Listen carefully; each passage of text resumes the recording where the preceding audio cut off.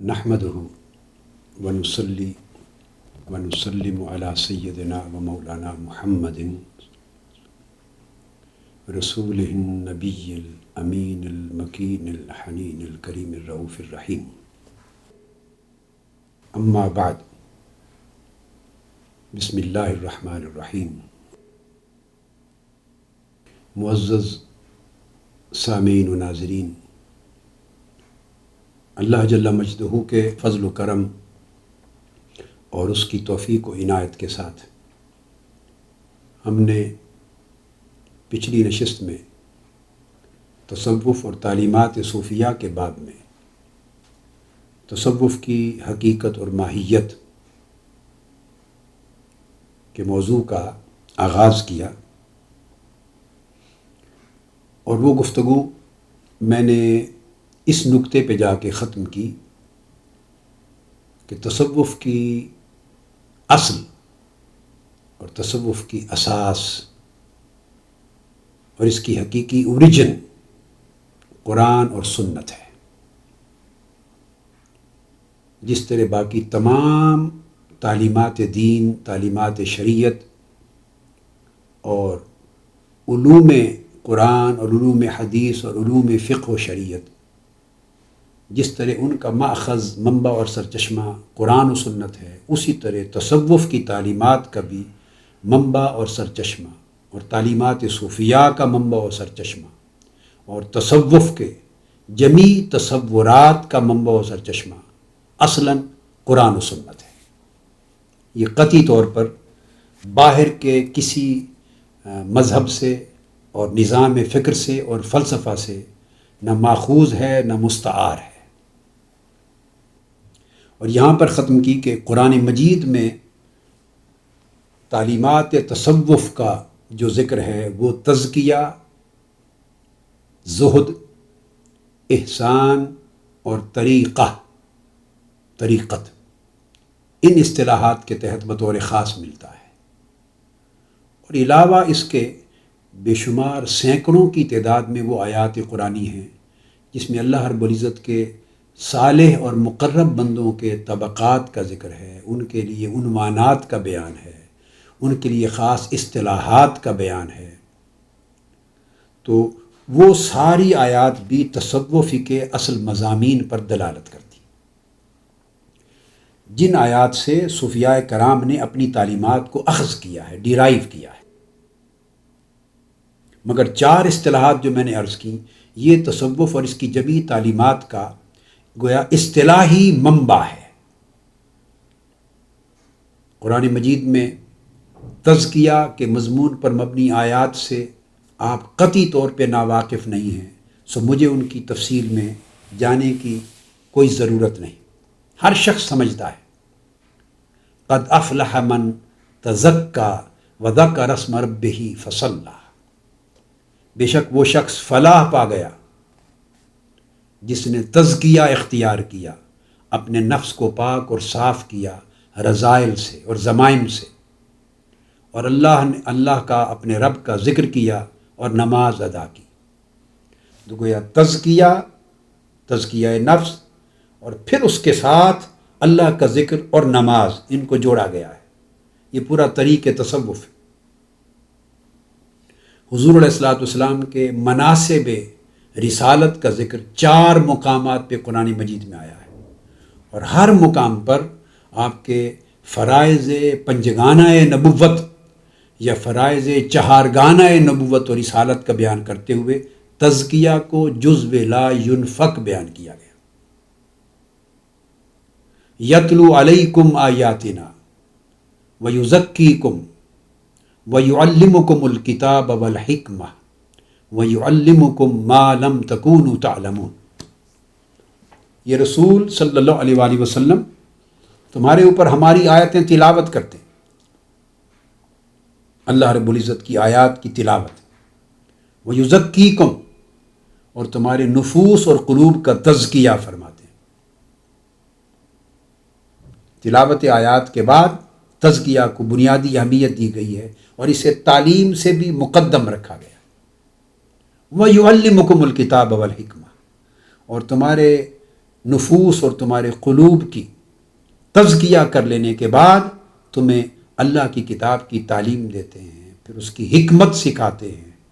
وَيُعَلِّمُكُم مَّا لَمْ تَكُونُوا تَعْلَمُونَ، پھر وہ اسرار اور رموز اور حکم عطا کرتے ہیں جو تمہیں معلوم نہ تھے، وہ سارے علوم تمہیں عطا کرتے ہیں۔ تو آپ نے دیکھا کہ ہر جگہ کہ یتلو علیہم آیاتہ ویزکیہم ویعلمہم الکتاب والحکمہ،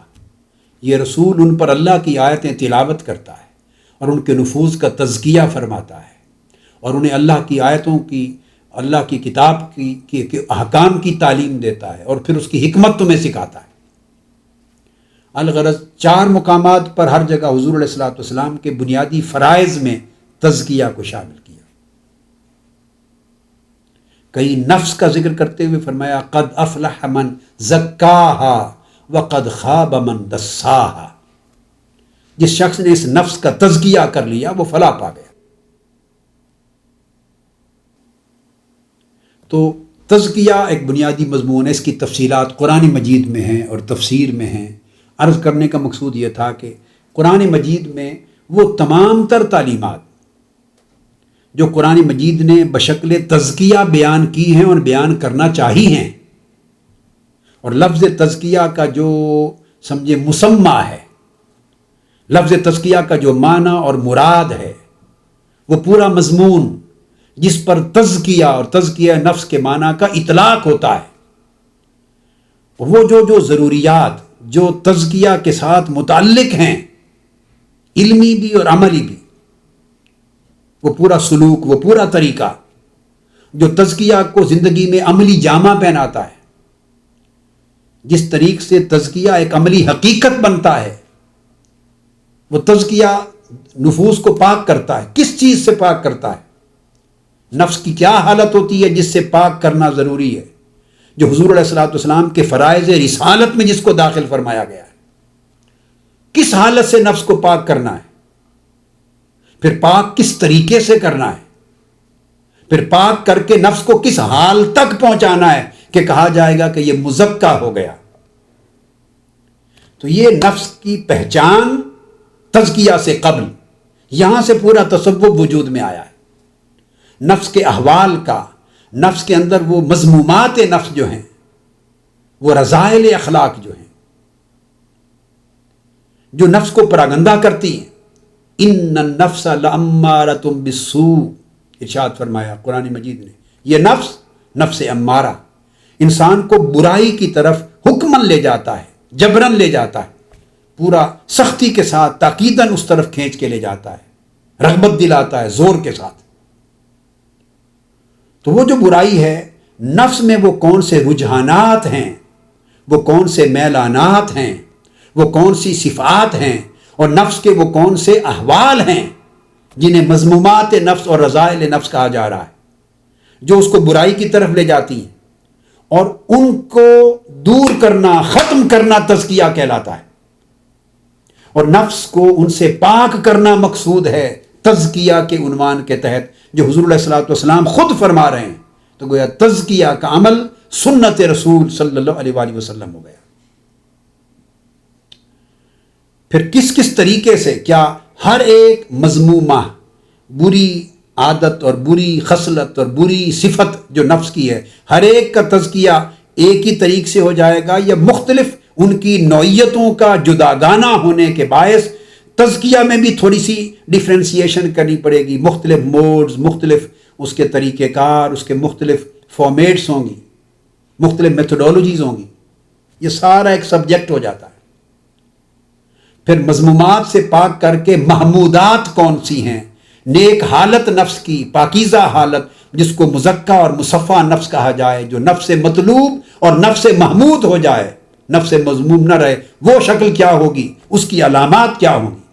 یہ پورا مضمون ہے جس پر لفظ تزکیہ دلالت کرتا ہے، اور یہ سارا کا سارا مضمون یہ تصوف ہے۔ اب قرآن مجید نے یہ بحثیں نہیں کی، ایک اصولی تعلیم دے دی۔ جب اصولی تعلیم دے دی، حضور علیہ السلام نے عملی طور پہ صحابہ کرام کو اصولی تعلیم کی عملی شکلوں سے گزار دیا، تو ایکسپینڈ ہوتا چلا گیا سبجیکٹ، وہ ایک مضمون بنتا چلا گیا، اسی مضمون کو بعد کے زمانوں میں جنہوں نے اس میں اسپیشلائز کیا تزکیہ میں، وہ صوفی کہلائے، اور جو مضمون اس تزکیہ کی اسپیشلائزیشن کا بنا مضمون، سبجیکٹ اور سائنس، وہ تصوف کہلایا۔ تو گویا تصوف عین مراد تزکیہ بنا۔ تو اس تزکیہ کے علاوہ پھر قرآن مجید نے جا بجا زہد کا ذکر کیا، اس کی آیات کثیر ہیں، اب میں یہاں کوٹ کرنا ضروری نہیں سمجھتا، زہد کو بھی اس طرح پڑھ لیں۔ زہد کا بنیادی معنی دنیا سے دل کا بے رغبت ہونا، وہاں تھا نفس کا مذمومات سے اور رذائل سے پاک و صاف ہونا اور پاک و صاف کرنا، پھر اس کے بعد پاک و صاف ہو جانا، یہ تزکیہ کی چیزیں تھیں۔ اور جب پاک صاف ہو جاتا ہے تو پھر نفس سے مطمئنہ ہو جاتا ہے، نفس ملہمہ ہو جاتا ہے، نفس لوامہ ہو جاتا ہے۔ لا اقسم بالنفس اللوامہ، وہ نفس جو ملامت کرتا ہے برائی کے ارتکاب پر، تو اب نفس لوامہ بن گیا، تو یہ نفس کا ایک درجہ ہوا، ایک صفت ہوئی، ایک حالت ہوئی، یہ تصوف کا مضمون بنا۔ پھر وہ نفس ہے جس کے اندر اللہ پاک الہام کرتا ہے نیک خیالات، اور وہ نفس ہے جس میں برے خیالات بھی الہام ہوتے ہیں۔ الہمہا فجورہا و تقواہا، اس نفس میں اس کی برائی کا بھی الہام کیا جاتا ہے اور اس کے اندر نیکی اور اچھائی کا بھی الہام کیا جاتا ہے۔ تو گویا نفس ریسیپٹیو ہے، اچھے اور برے خیالات کو ریسیو کرتا ہے۔ اب میں اس وقت نفس کیا ہے اس کی حقیقت اور ماہیت پہ بحث نہیں کر رہا ہوں، فلسفے میں نہیں جا رہا۔ نفس کی جو چاہے تعریف کر دے، اس وقت میرے اس حصہ گفتگو کو اس تعریف سے کنسرن نہیں ہے، جو چاہیں تعریف کر لیں، لیکن جو بھی کہیں قرآن کہہ رہا ہے کہ نفس ریسیپٹیو ہے، ایک ایسی حقیقت ہے جو اچھے خیالات کو بھی ریسیو کرتا ہے مائنڈ، اور برے خیالات کو بھی ریسیو کرتا ہے۔ کیا اقدامات کیے جائیں کہ برے خیالات کا ریسیپشن بند ہو جائے اور اچھے خیالات اپنا ڈیرا ڈال لیں، تمکن کر لیں، قابو پر لیں، قبضہ کر لیں؟ وہ اقدامات تزکیہ میں آتے ہیں۔ جب وہ ہو جاتا ہے تو پھر وہ نفس اپ گریڈ ہوتا ہے تو مطمئنہ بنتا ہے۔ یا ایتھا النفس المطمئنہ، اے نفس مطمئنہ، ارجعی الی ربک، آ جا اپنے رب کی طرف۔ یہ سب تصوف کے مضامین بن رہے ہیں، تصوف و طریقت کے مراحل، مدارج اور سٹیپس وضع ہو رہے ہیں، سارا مضمون تشکیل پا رہا ہے۔ اللہ کی طرف لوٹا، کس حال میں؟ پہلے تو بھاگتا تھا قرب الہی سے، اب راضیۃ مردیہ، کہ اللہ کی تقدیر پر، اس کے حکم پر، اس کے منشا پر، اس کے اوامر و نواہی پر تو راضی ہو جائے، تجھے حالت تسلیم مل جائے، حالت رضا مل جائے، مردیہ، تو اللہ پہ راضی ہو، پھر اللہ تیرے حال پہ راضی ہو۔ فادخلی فی عبادی وادخلی جنتی۔ تو یہ تزکیہ کے ذریعے نفس کے سارے جو ارتقاءات ہیں، ترقی کے مراحل ہیں، یہ مضمون تصوف کا بن گیا۔ تو یہاں سے تصوف اوریجنیٹ ہوا۔ اسی طرح زہد ہے، قرآن مجید میں بھی اور حدیث نبوی میں جہاں جہاں زہد کا لفظ آیا ہے اور زاہدین کا لفظ آیا ہے، کنارہ کشی دنیا سے، وہ دل کی کنارہ کشی ہے، دل کا دنیا کے لالچ سے، ہرس سے، دنیا کی رغبت سے، زیب و زیبائش دنیا کی طرف لپکنے سے دل کا بے رغبت ہو جانا، دل کا منہ موڑ لینا، یہ زہد ہے۔ یہ اصل ہو گئی پورے تصوف کی۔ قرآن مجید نے بیان کیا، زُیِّنَ لِلنَّاسِ حُبُّ الشَّهَوَاتِ مِنَ النِّسَاءِ وَالْبَنِينَ وَالْقَنَاطِيرِ الْمُقَنطَرَةِ مِنَ الذَّهَبِ وَالْفِضَّةِ إِلَى آخِرِ الْآيَةِ، کہ یہ جو شہوتیں ہیں، دنیا کی رغبتیں ہیں، دنیا کی محبتیں ہیں، دنیا کی چاہتیں ہیں اور خواہشات ہیں اور زیب و زیبائش ہے اور زینت و آرائش ہے دنیا کی، مال کی، دولت کی، بیوی کی، بچوں کی، طاقت کی، اقتدار کی، جاہ و منصب کی، سونا چاندی کی، یہ ساری دنیا اور زر و زمین ہے دنیا، ان کو مزین کیا گیا ہے اور دل اندر راغب ہوتا ہے، ان کی طرف لپکتا ہے۔ اب یہ پروسیس ہے، زینا، ان کو مزین کیا گیا ہے۔ اب جب قرآن بار بار ایک طرف یہ کیفیت دیتا ہے اور اسی امتحان سے گزار کر بندے کا کامیاب ہو جانا، یہی تو بندے کو انسان مرتضی بناتا ہے اور باکمال بناتا ہے۔ یہ مدارج فرشتوں کے لیے نہیں ہے کہ ان میں ان چیزوں کی زینت نہیں رکھی گئی، رغبت اور شہوت نہیں رکھی گئی، سو ان کا بچنا بھی ان چیزوں سے کوئی بہت بڑا کمال نہیں ہے، ان کے اندر یہ بنیادی پوٹینشل ہی نہیں رکھے گئے، انسان میں رکھے گئے۔ لقد خلقنا الانسان فی احسن تقویم ثم رددناہ اسفل سافلین، انسان کی اصل کو بنایا تو احسن تقویم پر، باکمال طریق پر تھا، مگر اس کو رکھا گیا نہایت گھٹیا اور پلید ماحول میں، اسفل سافلین میں، جہاں ارد گرد ساری خواہشات نفس ہیں، خواہشات دنیا ہیں، زیب و زینت دنیا ہیں، رغبتیں ہیں، ہوس ہے، حرص ہے، لالچ ہے، طمع ہے، تکبر ہے، رعونت ہے، منافقت ہے، کفر ہے، نفاق ہے، دشمنی ہے، عداوت ہے، بغض ہے، حقد ہے، عناد ہے، یہ ساری ایک فضا ہے جو ساری دنیا بنی پڑی ہے، ان چیزوں سے عبارت ہو کر دنیا وجود میں آتی ہے۔ اس لیے تو اس کا جہاں ہم رہ رہے ہیں اس کا نام دنیا ہے، دنیا دنی سے ہے، اس کا معنی ہے گھٹیا، یعنی جو گھٹیا اور صاف ہیں ان کی آماجگاہ ہے۔ تو اعلیٰ فرد کو، اعلیٰ وجود کو، انسان کو، آسان تقویم رکھنے والے کو گھٹیا ماحول میں رکھا ہے، یہ امتحان گاہ ہے، کمرہ امتحان ہے کہ اس کے اندر اعلیٰ صفات کو پر کر دیا، بھر دیا گیا، الست بربکم قالوا بنا کا نور بھر دیا گیا۔ اس امتحان گاہ میں جو اسفل سافلین میں رکھا ہے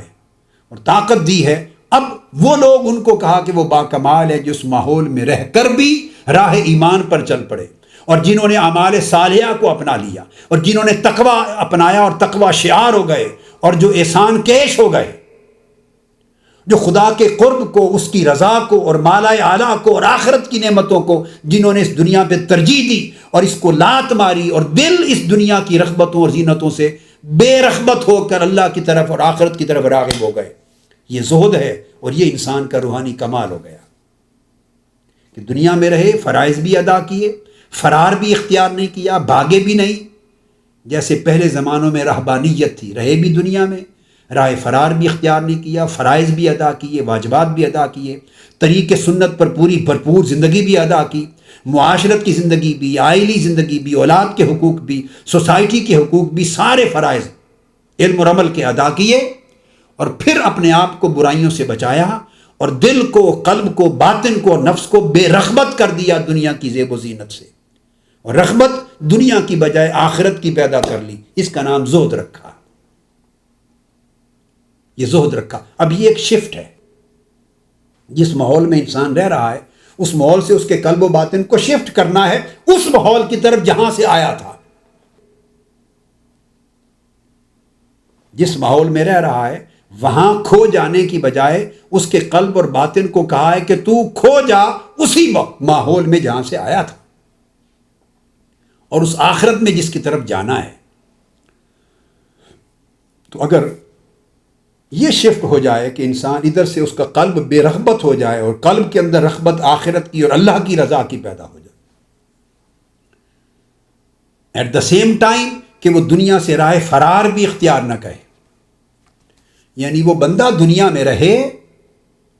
بندہ دنیا میں رہے مگر دنیا اس بندے میں نہ رہے،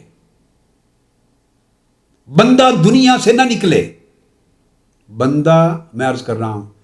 اس کو غور سے سنیں، کہ بندہ دنیا سے نہ نکلے، بندہ دنیا سے فرار اختیار نہ کرے، مگر دنیا اس کے قلب و باطن اس بندے کے اندر سے فرار کر جائے، بھاگ جائے۔ بندہ دنیا سے نہ نکلے مگر دنیا اس بندے میں سے نکل جائے، بندہ دنیا میں رہے مگر دنیا بندے میں نہ رہے، بندے میں نہ رہے۔ یہ جو شفٹ ہے یہ تبدیلی ہے۔ اب صاف ظاہر ہے یہ تبدیلی کسی طریقے سے ہوگی، اس تبدیلی کے لیے کچھ اصول ہوں گے، کچھ تعلیمات ہوں گی اسپیشلائزڈ۔ دیکھیں نا، جب آپ ہم پڑھتے ہیں، نماز پڑھتے ہیں، حکم تو دے دیا نماز پڑھو، اب نماز پڑھنے کا کوئی طریقہ ہوگا،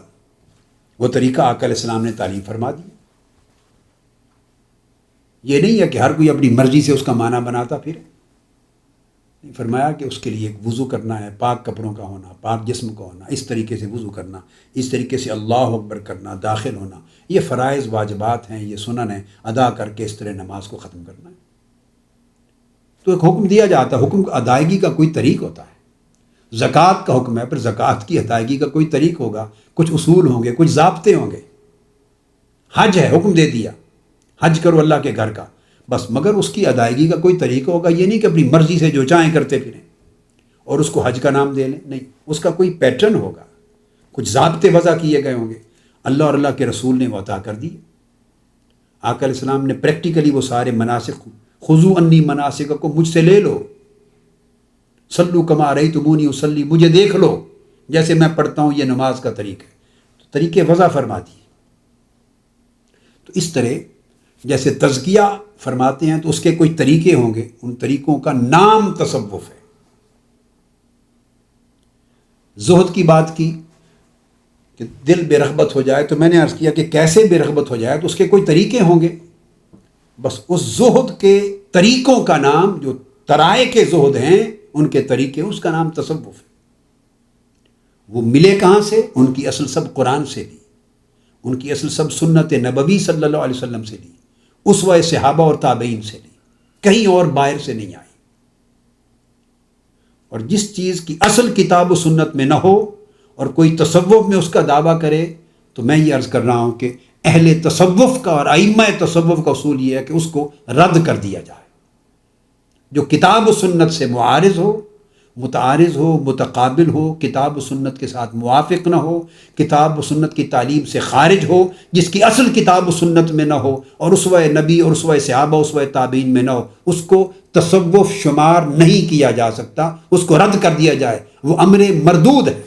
یہ قاعدہ اور کلیہ اس پر انشاءاللہ آئیں گے. یہ نہیں کہ میں نے تصوف کا دفاع کرتے ہوئے یہ بات کہہ دی ہے، نہیں، میں تو ایک ناقل ہوں، نقل کر رہا ہوں کل ائمہ تصوف کی بات کو جنہوں نے یہ کہا ہے. ہم انشاءاللہ اس کے بعد اس پر آئیں گے. تو گویا زہد کا حکم دیا قرآن مجید نے، تو زہد کا طریقہ ہوگا کہ دل کیسے بے رغبت ہوتے ہیں دنیا سے، بس اس طریقے کو اڈاپٹ کرنا اور زندگی میں ان شرائط کو پورا کرنا، اس کا نام تصوف ہے. پھر اس طرح احسان ہے. زہد پر چونکہ کثیر آیات ہیں، وہ آپ قرآن مجید کو کھولیں گے تو آپ کو زہد کے اوپر سارے مواد مل جائے گا. اس طرح احسان ہے. احسان پر بھی کثیر آیات ہے قرآن مجید میں. احسان دو معنی میں آیا ہے، یاد رکھیے. ایک تو احسان آیا ہے جنروسٹی کے معنی میں، کائنڈنس اور جنروسٹی، ٹو بی جنرس. تو ایک تو اس معنی میں آیا ہے بینوولنس، کسی پر احسان کرنا، یہ عدل پر اضافہ ہے. عدل اور احسان برابر برابر رکھنا، یہ عدل ہے. اور احسان اس کے حق سے زیادہ دے دینا، کسی مظلوم کی مدد کر دینا، کسی کی استحقاق کے بغیر اس پر کرم اور شفقت کر دینا، بلائی کر دینا، بینوولنس ہے. تو ایک تو احسان اس معنی میں آیا، جیسے اللہ رب العزت نے فرمایا والکاظمین الغیظ والعافین عن الناس واللہ یحب المحسنین، کہ اللہ رب العزت کے مقبول بندے وہ ہیں جو، پہلے فرمایا، جو تنگی میں اور فراخی دونوں حالتوں میں خرچ بھی کرتے ہیں، انہیں غصہ آ جائے تو غصہ پی جاتے ہیں، پھر کوئی زیادتی کسی نے کی ہو تو اس کو معاف بھی کر دیتے ہیں، اور صرف معافی پر بھی درگزر نہیں کرتے بلکہ اس پر اضافتاً احسان بھی کرتے ہیں، اس کے ساتھ مزید بھلائی بھی کرتے ہیں. تو مزید بھلائی کرنا ایک تو احسان یہ ہے. احسان اور محسن کا لفظ قرآن مجید میں اس معنی میں آیا. اور دوسرا احسان کا لفظ نیکی کے معنی میں آیا ہے. اس بھلائی اور یہ جو احسان کا تھا اس سے ہٹ کر، تو جیسے کسی پر اضافتاً بھلائی کرنا احسان ہے، جنروسٹی اور بینوولنس ہے، اسی طرح اضافتاً نیکی کرنا دوسری سمت. ایک ہے عام نیکی، اعمال صالحہ، اور ایک اعمال صالحہ پر اضافتاً مزید اعلیٰ درجے کی نیکیاں کرنا. گویا نیکی کا بھی کمال پانا، اعمال صالحہ میں بھی کمال حاصل کرنا، اور اس کو اس کی ترقی کی اعلیٰ منزل تک لے جانا، نیکی کو، عمل صالح کو، پرہیزگاری کو، تقویٰ کو اور بلند کر دینا. تو اس بلند درجے کی نیکی جو عمل صالح اور تقویٰ سے بھی اوپر ہے، اس کو بھی احسان کہا گیا. وہ احسان اساس تصوف ہے. تو یہ قرآن مجید میں ہے۔ اس کے لیے بھی بہت ساری آیات ہیں قرآن مجید کی بطور ریفرنس، بہت ساری آیات ہیں، مگر اس وقت میں ایک ہی آیت جو بڑی جامع ہے وہ کوٹ کر دیتا ہوں۔ یہ سورہ المائدہ کی ہے، بہت جامع آیت ہے، اور عجیب اتفاق ہے کہ بہت سی کتب پڑھی مگر یہ آیت کثرت کے ساتھ لکھنے والوں کی نگاہوں سے اوجھل رہی ہے کہ اس آیت کو اس طرح انالیسس کیا جاتا۔ یہ بڑی توجہ سے اس کو نوٹ کر لیں اور بعد میں پڑھیں۔ سورہ المائدہ، بعض اوقات مترجمین جب ترجمہ کرتے ہیں تو اتنے اختصار سے کرتے ہیں کہ اس کے اندر جو گریڈز بیان کیے گئے ان گریڈز کی توضیح اور تفریق نہیں ہو پاتی۔ اگر آپ عرفان القرآن کو، جو میں نے ترجمہ کیا ہے قرآن مجید کا مطبوعہ ترجمہ، عرفان القرآن سے اس آیت کا ترجمہ پڑھیں گے، یا پھر اکابر ائمہ تفسیر کی کتب تفسیر کی روشنی میں تفاسیر سے پڑھیں گے، تو آپ کو گریڈ جو ہیں ان کے اندر بیان ہونے والے ان کا فرق سمجھ میں آئے گا، مدارج کا فرق سمجھ میں آئے گا۔ میں نے ترجمے میں ان مدارج کے فرق کو بریکٹ کی شکل میں سمو دیا ہے، لہٰذا اس ترجمے سے عرفان القرآن سے وہ تفسیر کے ذریعے جو بات سمجھی جا سکتی تھی اختصاراً اس کے سمجھنے میں مدد مل جاتی۔ سورہ المائدہ آیت نمبر 93 ہے، 93۔ ارشاد فرمایا اللہ رب العزت نے، اعوذ باللہ من الشیطان الرجیم، لیس علی الذین آمنوا وعملوا الصالحات جناح، ان لوگوں پر جو ایمان لائے اور نیک عمل کرتے رہے، جناح فیما طعموا، اس حرام میں کوئی گناہ نہیں، حرام کو بریکٹ میں لیا میں نے، جو وہ حکم حرمت اترنے سے پہلے کھا پی چکے ہیں۔ کسی چیز کے حرام قرار دیے جانے سے پہلے اگر اس کو کھا پی چکے تو وہ جو پہلے دور کا کھایا ہوا حرام یا پیا ہوا حرام ہے، جب اس شے کو حرام ڈکلیئر نہیں کیا گیا تھا اس پر کوئی حرج نہیں ہے، ان لوگوں پر جو ایمان لائے اور باقی زندگی میں نیک عمل کرتے رہے۔ فرمایا اذا متقوا وآمنوا وعملوا الصالحات، جب کہ وہ بقیہ معاملات میں بچتے رہے، گناہوں سے اور حرام سے، اور دیگر احکام الہی پر ایمان لائے اور اعمال صالحہ پر عمل پیرا رہے۔ اب آپ دیکھیے ایک بار پہلے آیا آمنوا الذین آمنوا وعملوا الصالحات، جو ایمان لے آئے تھے اور اعمال صالحہ کرتے رہے۔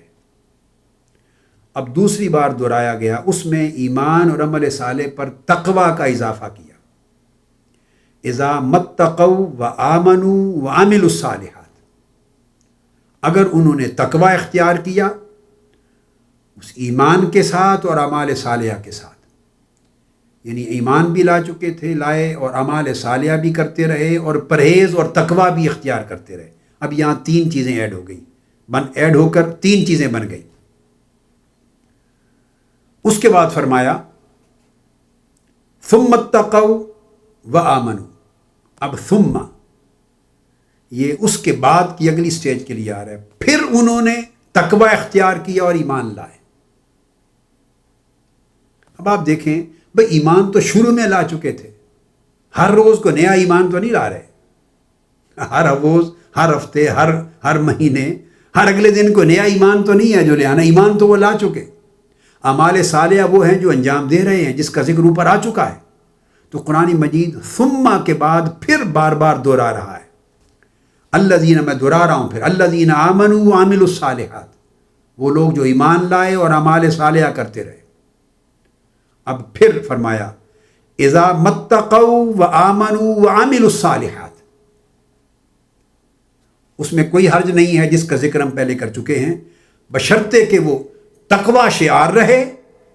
ایمان لانے کے ساتھ اور اعمال صالحہ کرنے کے ساتھ۔ تین چیزیں آ گئیں۔ اب آپ نے دیکھا دوسری مرتبہ بیان کرتے ہوئے ایمان بھی آ گیا، عمل صالح بھی آ گیا اور تقوی بھی آ گیا۔ اب بولیے کیا چیز باقی رہ جاتی؟ ایمان بھی آ چکا،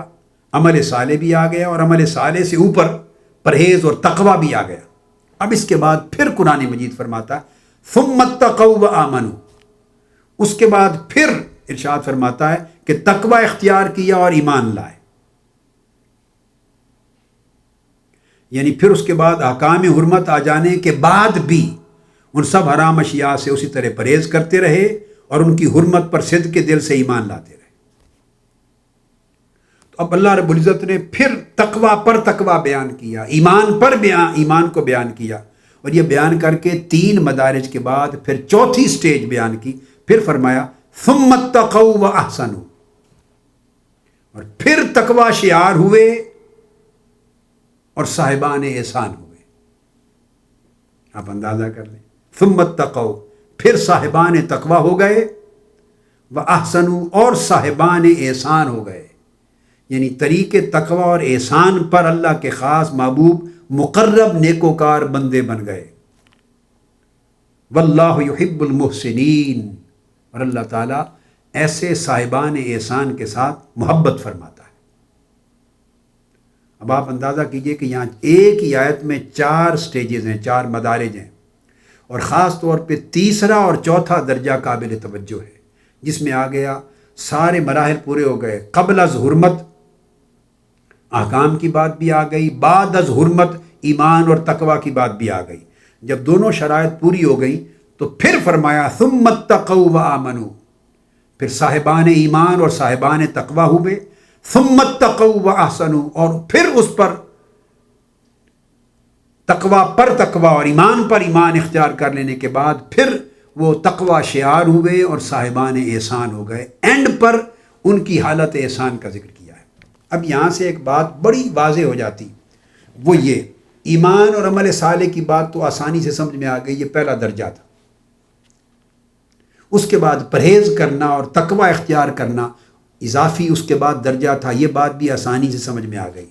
اب سوال پیدا ہوتا ہے، جب ایمان بھی آ چکا، عمل صالح بھی آ چکا، تقوی بھی آ چکا،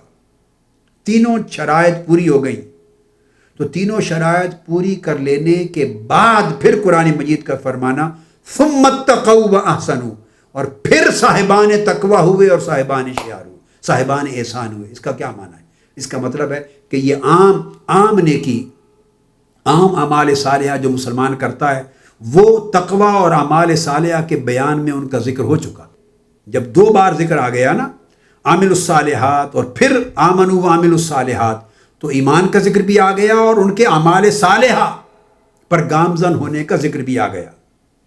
اور یہ ذکر ہونے کے بعد پھر تقوی کا ذکر 3 بار آیا ہے۔ اذا متقوا وآمنوا وعملوا الصالحات 1، پھر ثم اتقوا وآمنوا 2، پھر ثم اتقوا واحسنوا، تیسری بار فرمایا پھر وہ صاحبان تقوی ہوئے اور صاحبان ایمان ہوئے، اور چوتھی بار فرمایا پھر ایمان کو ریپلیس کیا احسان کے ساتھ، تقوی برقرار رہا، پھر صاحبان تقوی ہوئے اور صاحبان احسان ہوئے۔ تو یہاں کسی امر کا شک نہیں رہ جاتا، کسی اس بات کو اسٹیبلش کرنے میں کہ ایمان ایک درجہ تھا جو بیان ہو گیا، اعمال صالحہ دوسری شرط تھی جو بیان ہو گئی، تقوی ایک درجہ تھا بیان ہو گیا، اور تقوی پر تقوی، پھر تقوی پر تقوی، 3 مراحل میں تقوی بیان ہو گیا، 3 مراحل میں ایمان بیان ہو گیا۔ شروع میں بھی الذین آمنوا، دوسری بار اذا متقوا وآمنوا، تیسری بار ثم اتقوا وآمنوا، 3 بار ایمان کا بیان ہو گیا، 3 بار تقوی کا بیان ہو گیا، 2 بار اعمال صالحہ کا بیان ہو گیا، اور یہ سارے بیان 5 مراحل کے مکمل کر کے آخری بار اللہ رب العزت نے فرمایا ثم اتقوا واحسنوا، اور آخری بار صاحبان تقوی ہوئے، اور اس پر پھر ان کا حال اتنا باکمال ہوا کہ صاحبان احسان ہو گئے، ان کا تقوی مرتبہ احسان پر جا پہنچا، ان کا عمل صالح ان کا مرتبہ تقوی پہ جا پہنچا، ان کا ایمان اعمال صالحہ تک ان کو لے آیا، اور ان کے اعمال صالحہ انہیں مرتبہ تقوی پر لے آئے، اور مرتبہ تقوی انہیں ترقی دے کر مرتبہ احسان پر لے آیا۔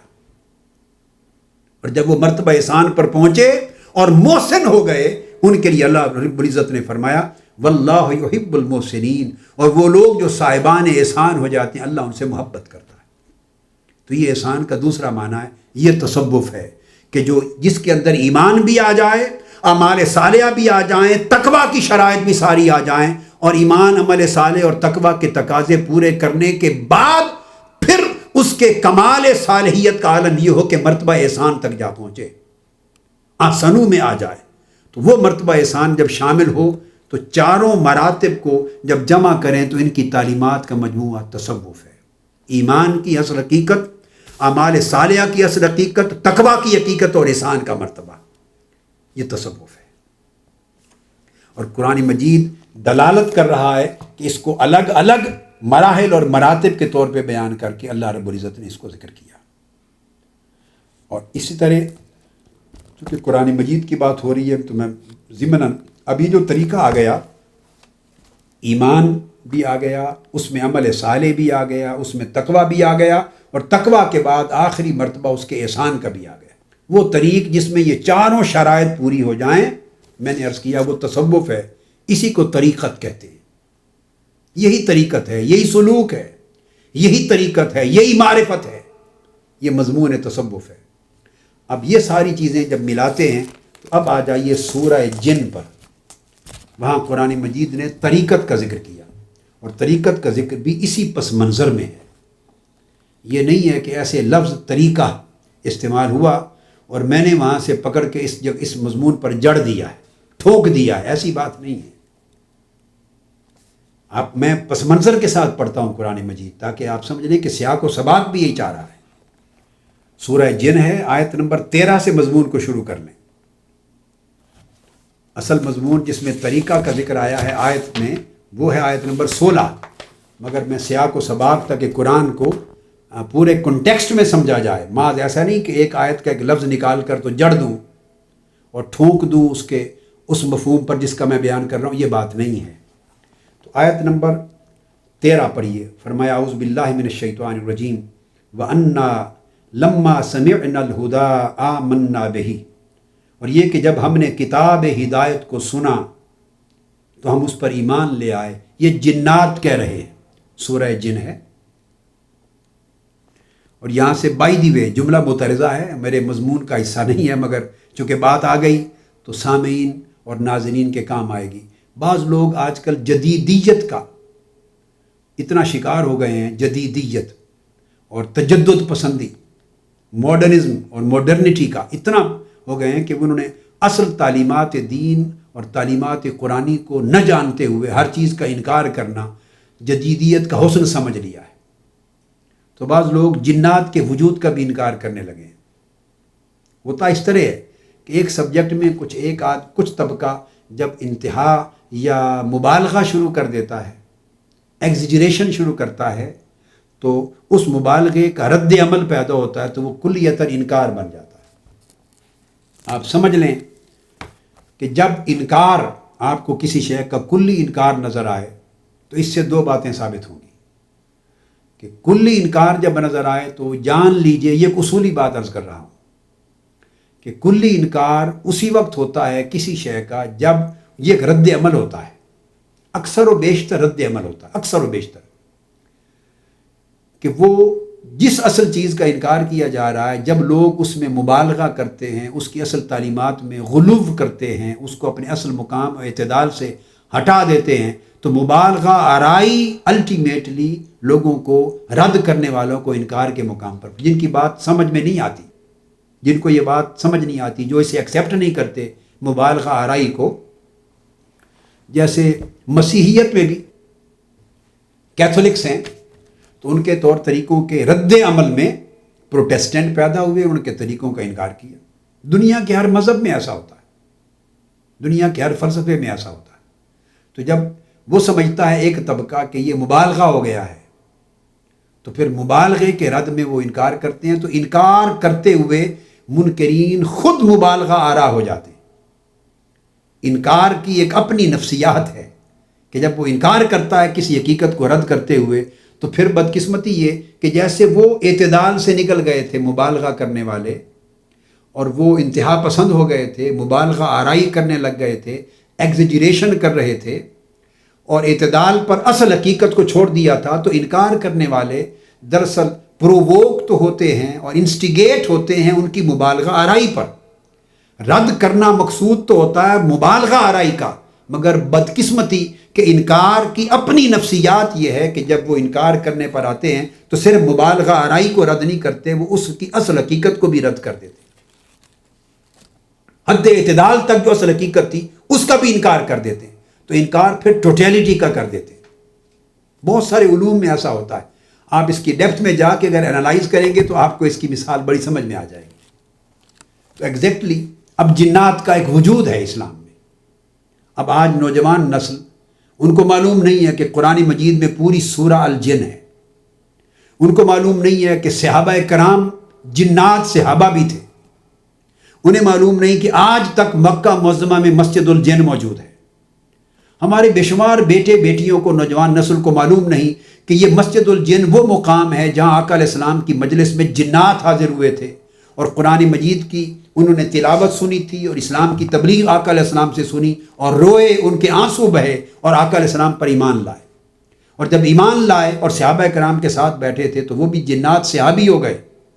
انہیں معلوم نہیں کہ ان صحابہ جنات میں سے ہی آقا علیہ السلام کو کئیوں کو پھر آگے مبلغ اور داعی مقرر کیا، کئیوں کو جنات جو آگے مسلمان ہوتے جائیں ان میں جج اور قاضی مقرر کیا، کئیوں کو اپنا نمائندہ بنا کے بھیجا، جیسے صحابہ کرام کو بھیجا جاتا تھا تبلیغ کے لیے مختلف قبائل کے پاس۔ اب ان کو ان حقائق کا علم نہیں ہے۔ انہوں نے کیا دیکھا؟ یہ تو سب کچھ پڑھا نہیں ہے کتابوں میں اور قرآن مجید میں اور تفاسیر اور حدیث میں پڑھا نہیں۔ انہوں نے کیا دیکھا؟ انہوں نے کئی پیر دیکھے اور کئی مولوی دیکھے جو ہر وقت جن نکالتے ہیں۔ انہوں نے جنات سورہ جن نہیں دیکھی تھی، انہوں نے مولوی صاحب کو اور پیر صاحب کو جن نکالتے دیکھا تھا۔ انہوں نے جنات کو آقا علیہ السلام پر ایمان لانا اور صحابہ بننا یہ پڑھا سنا اور دیکھا نہیں تھا۔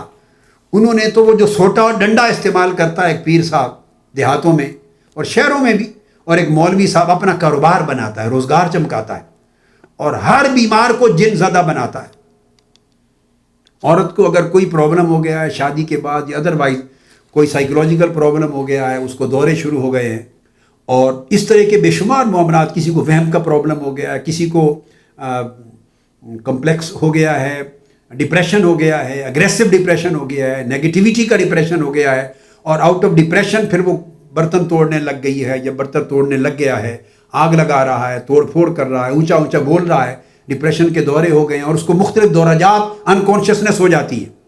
یہ ساری چیزیں انہوں نے پکڑ کے اس کو جنات بنا دی، جن نے قبضہ کر لیا، اس کے اندر جن حاضر ہو گیا، اس کے اندر جن بول رہا ہے۔ تو ان نوجوان بیٹے بیٹیوں نے گھروں میں یہ تماشے دیکھے بعض جگہ پر کہ جن آ رہے ہیں، حاضر ہو رہے ہیں، داخل ہو رہے ہیں، نکالے جا رہے ہیں۔ جب اس کو دیکھا کہ ہر عمل پہ جن آ گیا اور ہر عمل پہ جن آ گیا، جہالت سے ناجائز فائدہ اٹھایا تو لا محالہ اس ایک ناجائز عمل پر اور دین کا مذاق بنانے پر اور اپنا مذاق کے ساتھ اپنا روزگار چمکانے پر رد عمل پیدا ہوا۔ اب جب رد عمل پیدا ہوا تو حق تو یہ تھا، اگر انکار اعتدال پر قائم ہوتا تو صرف اس پروسیس کی اور اس عمل کو رد کرتا، مگر میں نے عرض کیا کہ انکار کی ایک نفسیات ہے کہ جب کرتا ہے تو وہ بھی اندھا دھند انکار کرتا ہے، چونکہ مبالغہ آرائی کرنے والے کی بھی نفسیات ہے۔ وہ کہتا ہے کہ اگر ماننا ہے تو جو کچھ میں نے ایڈیشنز آلٹریشنز کر رکھی ہیں، اضافات کر رکھے ہیں اور جو کچھ بدعات اور خرافات کو میں نے داخل کر رکھا ہے اور اصل خالص تصور کو جو میں نے گدلا کر رکھا ہے، ماننا ہے تو اس پورے کے پورے پیکج کو مانو جو میں دے رہا ہوں۔ یہ بدقسمتی ہے، یہ ایک ایکسٹریم اینڈ ہے، ایکسٹریمٹی ہے، ایکسٹریمزم ہے۔ ماننا ہے تو پورے پیکج کو مانو، اور جب انکار کرنے والا انکار کرتا ہے تو وہ اس حد کا انکار نہیں کرتا جو اضافہ کیا گیا، نہیں، وہ پورے پیکج کا انکار کرتا ہے، اصل تک کا انکار کر دیتا ہے۔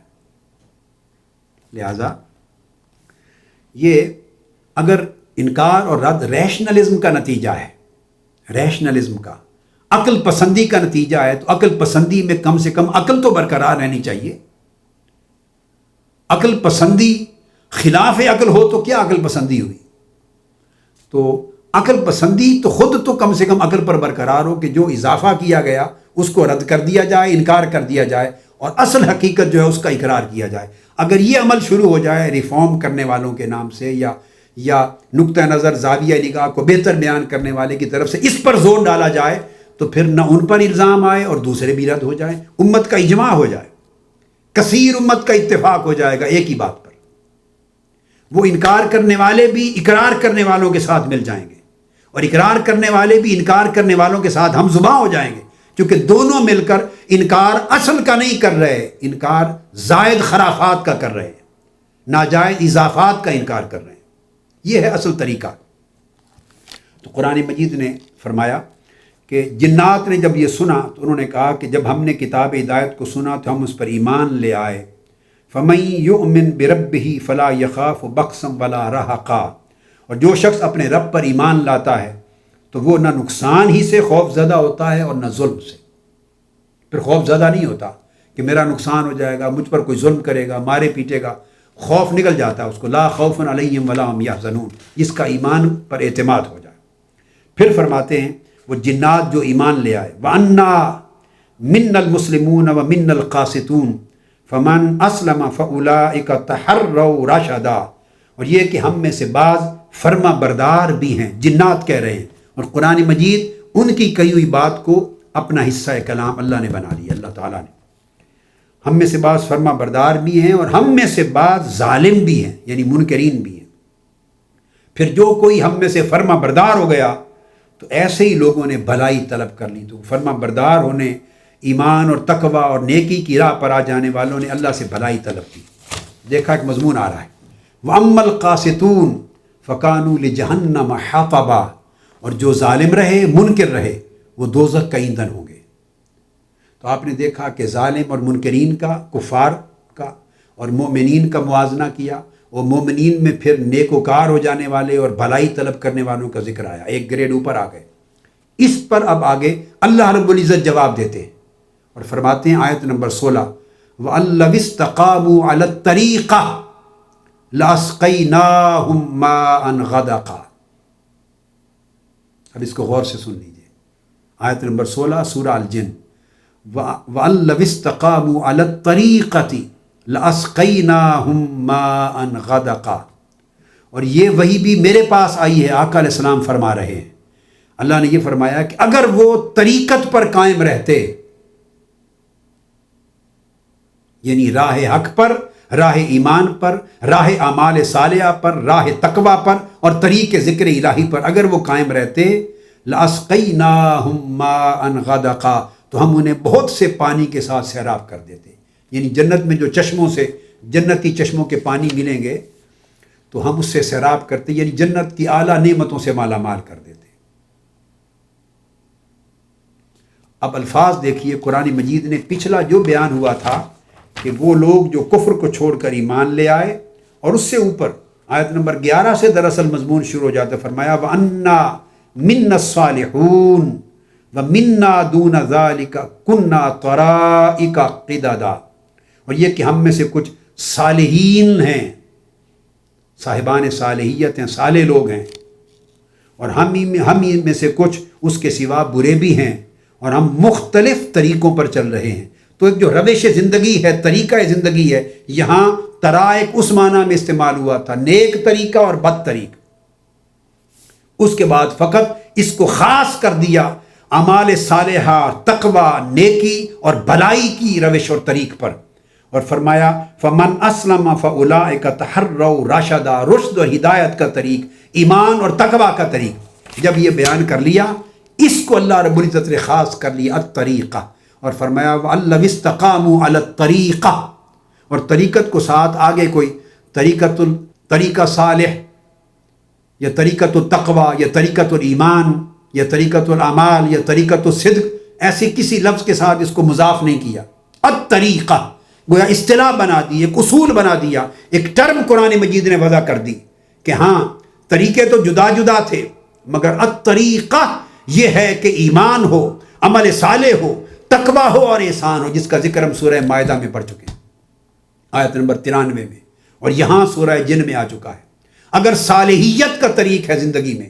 جس میں ایمان ہے، جس میں اعمال صالحہ ہیں، جس میں تقوی ہے، جس میں صالحیت ہے، اور جس میں اعمال اور مرتبہ احسان ہے، اگر یہ ساری چیزیں ایک روش اور طریق میں شامل ہیں تو اس طریقے زندگی کو اور اس طریقے تعلیم کو، اس طریقے ایمان و تقوی کو قرآن مجید نے الطریقہ کہا کہ اگر وہ، یہ وہی آئی ہے کہ اگر وہ اس طریقت پر قائم رہتے، الطریقہ طریقت پہ قائم رہتے، اور طریقت سے مراد یہ راہ ایمان، راہ حق، راہ تقوی، راہ صالحیت، راہ احسان،